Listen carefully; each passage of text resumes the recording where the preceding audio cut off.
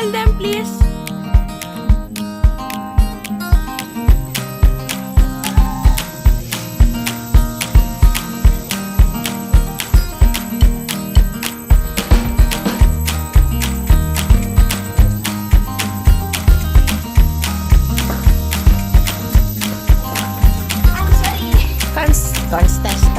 Contestant number 1.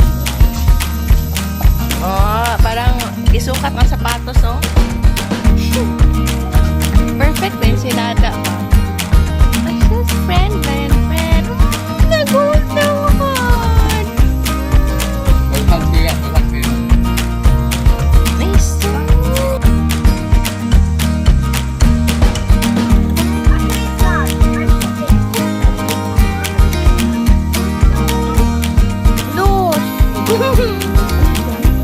Nagaras. Buti, di nag-crash. Siyempre, natumba ba ako? Kaya hugasan ang pa ako.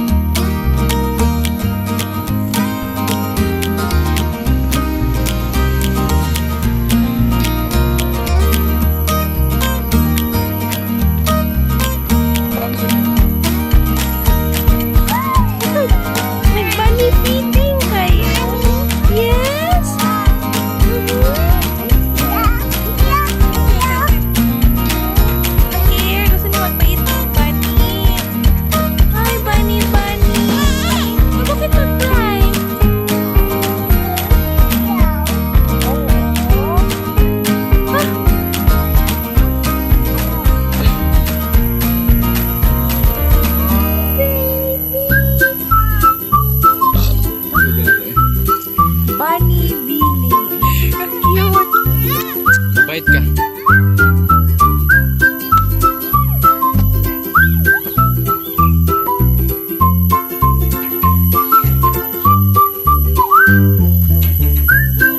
Ala, kadami pala nila. Oh, there's that one I call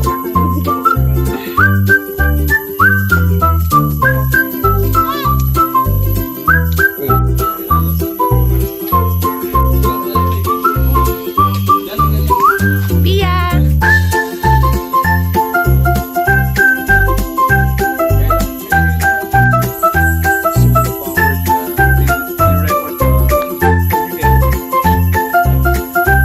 Magbibigay po kayo para makapit yung experience nyo. May baby kasi. May 1-year-old nang nag-tour. Safe to, I can promise Bebe, you. ako be, Oh, kuya, mga our best pair of I bees. can guarantee you, walang tour, walang Oh, mga talawan. nangyari dito na serious incident. I'm sorry po. Gold mine. Sorry. Kaya linisin lang natin mamaya. Dito po yung tinatawag na flight path. Dito yung maglabas-pasok yung mga bees every day of their lives. So dito ang blacklist po. So side lang po kayo, we'll show you everything that we do. What we said is, pag-uusapan lang muna natin sila para directly mag-calm down. Kung ayaw at you can do something like this. You can do it also dito. Do it.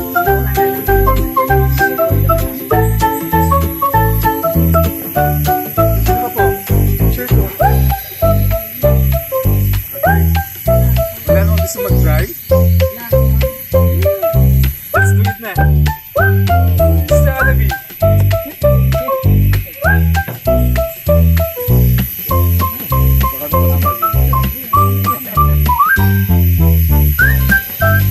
Ayan, talaga sila. Saan sila papunta? Pababa po siya. Daddy. Sige. Ooh. yung mga liquid, nakikita nyo yung mga liquid. Yan po yung mga nectar na nakuha nila sa mga bulaklak na gagawin nila ng honey. Yan. Ito po yung mga liquid po. Yan yung mga nectar na nakuha nila sa mga bulaklak. Pag na, yung, sir, halika po. You know what, very safe siya. Yan.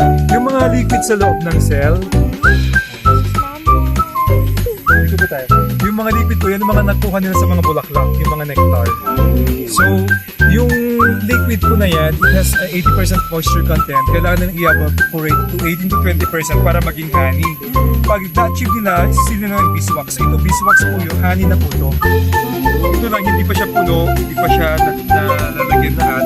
So, unti-unti po, iniipon ng mga bees. Yung mga nakasuksok yung ulo, yun yung mga galing sa field na sinushoot nila ngayon yung mga nakuha nilang nectar.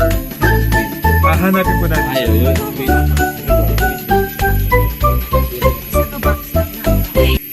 Dami na kasi dami na.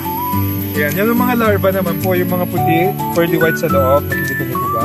Yung mga yan. Yung mga nag-hatch na egg. Pwede po yung lagyan ng flash para makita mo. Yan, yung mga pearly white. So, yung mga pearly white po yung mga nag-hatch na egg. Ano po? Yan po. Yung mga pearly white po, yan. Those are the larva. You see the pearly white stuff? Yan yung mga pollen na nakuha nila sa mga bulaklak. So, source of protein po nila yan. Yung mga, pag pinicture nyo po na may flash, parang siyang makeup powder. Mahal. Picture mo po na may... nakita niyo yung Sophia, the number and its thorax. Eh, may number talaga? Nilanumberan po yun ng mga breeders pag instrumentally inseminated. Yan siya. Pero makikita niyo naman siya yung pinaka-longest. Ay, don't block the entrance. Dito po tayo sa side. Yan na siya. Up close. See the number? Kita niyo yung number. Matakot ako ma-drop ni Pia. Johan, hi! Oh, nice. Si Sophia. The Saja boy. Ate. You really don't want, are you sure? Pasok na lang. Agad. Show me. Yan, naka-video ako. Bilang. Hi, guys! Solo shot. Lala, wait. Wait, ate, si Johan and si Lala. Can you hold it high? May ayogid, may please. Yay! Video ko yan. Photo naman. Against the light. Langga, you can do it, Langga. Share tayo. Hindi. Isa hawakan. Daddy. Hindi sa kayo, sir. Okay, Daddy. Hindi. Ano mo na yung disturbuhin? Kinagbantay kay Celine. Pati po. Ate, ako po. Johan, excuse. Okay. Yan, hala ka cute. Closer naman po, sweet. Ka-cute. Nag-date sa honeybee farm. Ito, sorry. Traction. Closer ko lang po. Wow. Sige, show me. Iso tamis? Yung beeswax, subsimin lang. It's edible but not digested.